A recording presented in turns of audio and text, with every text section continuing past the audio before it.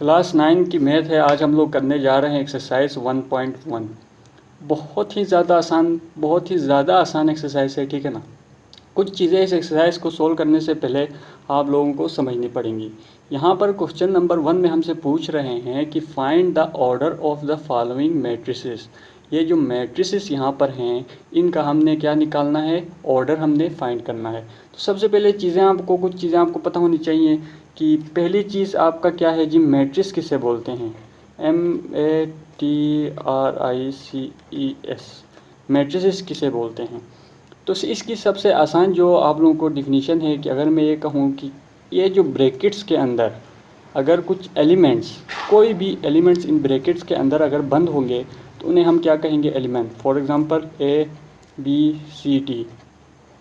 अब ABCD की जगह यहाँ पर कुछ भी हो सकता है, ठीक है, तो इसे हम क्या कहेंगे, मैट्रिसेस कहेंगे। मज़ीद इसके एक एग्जांपल लिख लेते हैं कि अगर फॉर एग्जांपल इधर 1 है तो भी ये मैट्रिक्स है। अगर इधर इसकी जगह में 1 2 3 है तो भी ये एक मैट्रिक्स है। अगर इसकी जगह में 1 2 3 4 है तो भी ये मैट्रिसेस है। कुछ भी हो सकता है, इसके एलिमेंट्स के साथ हमारा कोई ताल्लुक़ नहीं, इसके अंदर कुछ भी हो सकता है और इसके इर्द गिर्द ब्रैकेट्स होंगे तो हम इसे क्या कहेंगे, मैट्रिसेस कहेंगे। इसके बाद एक और इम्पॉर्टेंट चीज़ यहाँ पर जो समझाने वाली है वो है जी ऑर्डर। ऑर्डर किसे कहते हैं, तो सबसे जो इजी डिफिनीशन है ऑर्डर की वो ये है कि number of rose and columns.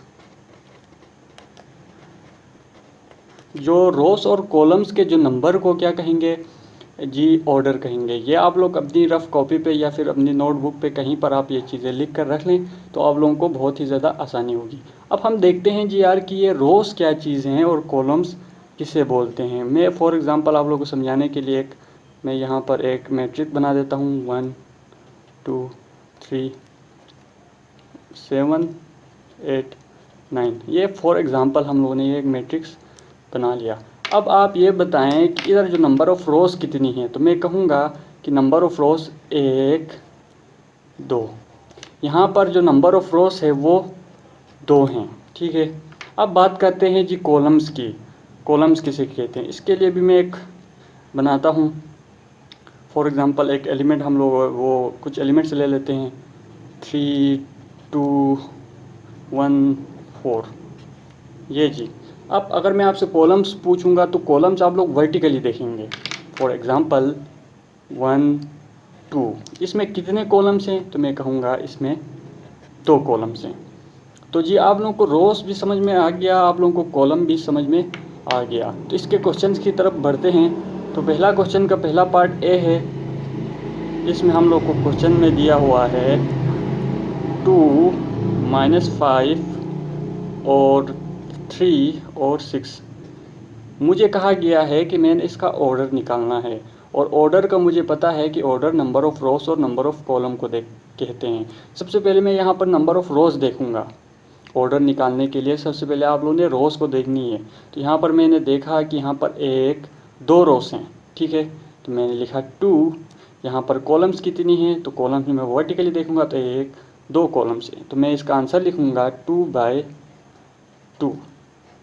यानी कि इसका मतलब ये हुआ कि 2 रोज़ हैं और 2 कॉलम्स हैं। और ऑर्डर को लिखने का तरीका ये होता है कि नंबर ऑफ़ रोज़, फिर बीच में आप लोग बाय लिखते हैं, फिर नंबर ऑफ़ कॉलम्स लिखते हैं। इसका सेकंड पार्ट का भी आप लोग देखें, बी पार्ट में भी 2 रोज़ हैं और 2 कॉलम्स हैं। सी पार्ट थोड़ा सा मुश्किल लगा होगा आप लोगों को, तो सी पार्ट देख लेते हैं। सी पार्ट में लिखा हुआ है जी 2 और 4, ये इसके एलिमेंट्स है और ये एक मैट्रिक्स है। तो इसके नंबर ऑफ़ रोज़ तो बहुत ईजी है कि 1 है तो 1, और नंबर ऑफ़ कॉलम्स यहाँ पर देख लीजिए 1 2। नंबर ऑफ़ कॉलम यहाँ पर कहाँ है, क्या कितने हैं, तो नंबर ऑफ़ कॉलम यहाँ पर 2 हैं, तो मैं लिखूँगा 1/2। तो इस तरीके से आपने ये चीज़ें करनी होती हैं।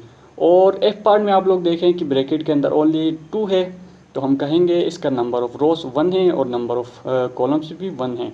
तो इसका जो एफ पार्ट है इसका बनेगा 1/1, और बाकी पार्ट्स का आप खुद देख लीजिए कि क्या बनता है। इसके बाद हम लोग बढ़ते हैं क्वेश्चन नंबर 2 की तरफ। क्वेश्चन नंबर 2 में हमें यह बताया गया है कि कौन कौन से मैट्रिसेस हैं जो एक दूसरे के इक्वल हैं।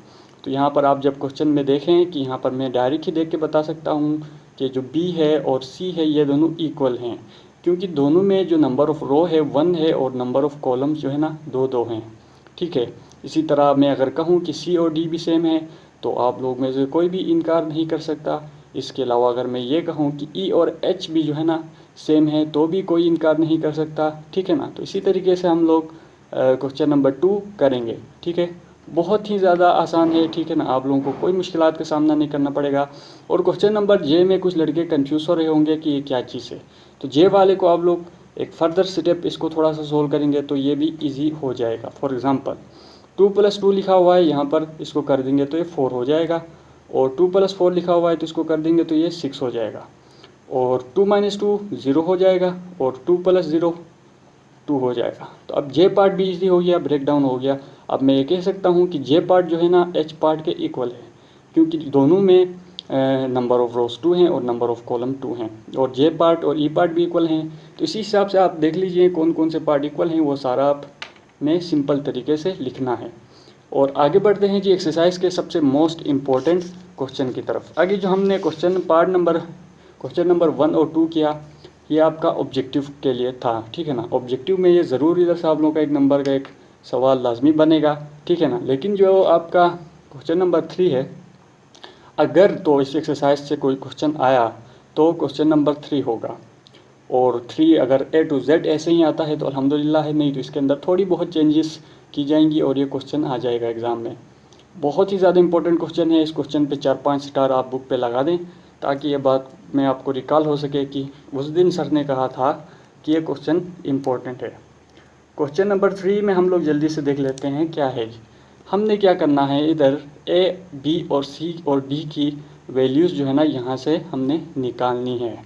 तो सबसे पहले हम लोग अपना सिंपल लिख लेते हैं जी। क्वेश्चन ए + सी है, इधर C - 1 है, और आगे इधर A + 2E है, और इधर नीचे 4D - 6 है, और इक्वल टू के बाद 0 है, 3 है, -7 है, और 2D है। बहुत आसान क्वेश्चन है।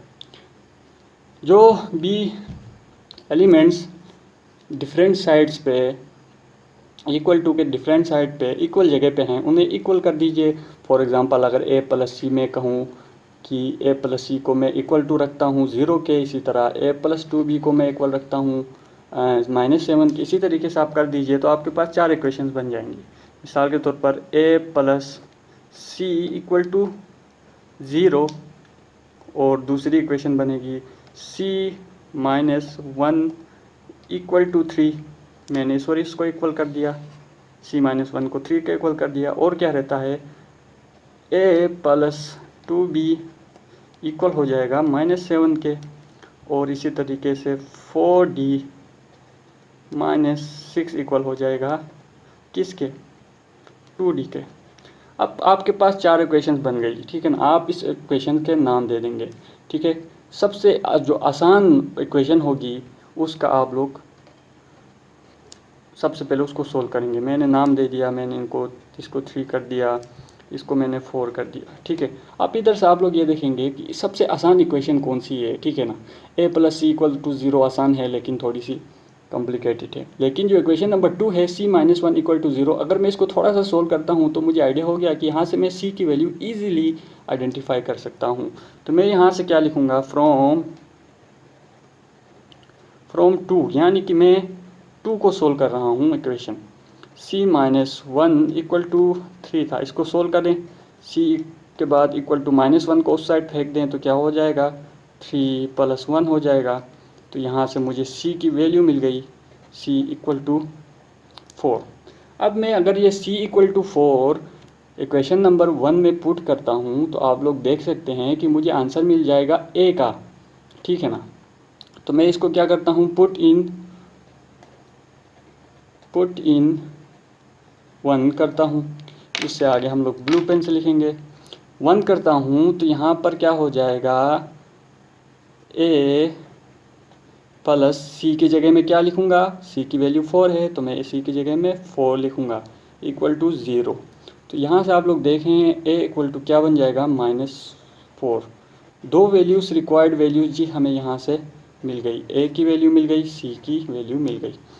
अब जी आगे देखते हैं हम और किसकी वैल्यू निकाल सकते हैं। तो यहाँ पर इक्वेशन नंबर 3 चेक करें, आपके पास ए की वैल्यू मौजूद है, ठीक है। यहाँ से आप इजीली बी की वैल्यू फाइंड कर सकते हैं। फ्रॉम 3 कर दें, इधर फ्रॉम 3 कर दें तो यहाँ पर हो जाएगा ए की जगह में ए की value -4 plus 2b equal to -7। इसको मैं थोड़ा सा और सोल्व करता हूँ, ठीक है ना। ये -4 को मैं उस साइड फेंक देता हूँ, 2b इक्वल टू -4 उस साइड जाके +4 बन जाएगा, -7। इसको मैं फर्दर थोड़ा सा और सोल्व करता हूँ। तो आप बताएं 4 - 7 कितना बनेगा, तो आपको ख़ुद पता है कि -3 बनेगा, ठीक है। इक्वल टू, तो इधर लेफ्ट साइड में आ गया -3। तो और भी आसान हो गया कि b की वैल्यू क्या आ गई, b इज इक्वल टू -3/2। ये 2 पहले b के साथ मल्टीप्लाई हो रहा था, डिवाइड के उस साइड में गया तो b के साथ उसके साथ -3 के साथ डिवाइड हो गया। तो यहाँ से हमें b की वैल्यू भी मिल गई। अब इक्वेशन नंबर 4 देख लेते हैं। फ्रॉम 4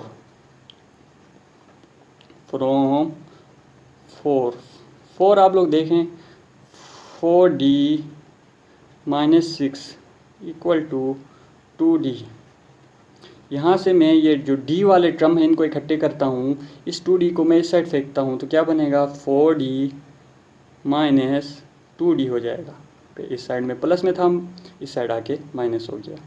फिर इक्वल टू, ये 6 को मैंने इक्वल टू के उस साइड फेंक दिया तो -6 था, तो अब ये क्या बनेगा, +6 बन जाएगा।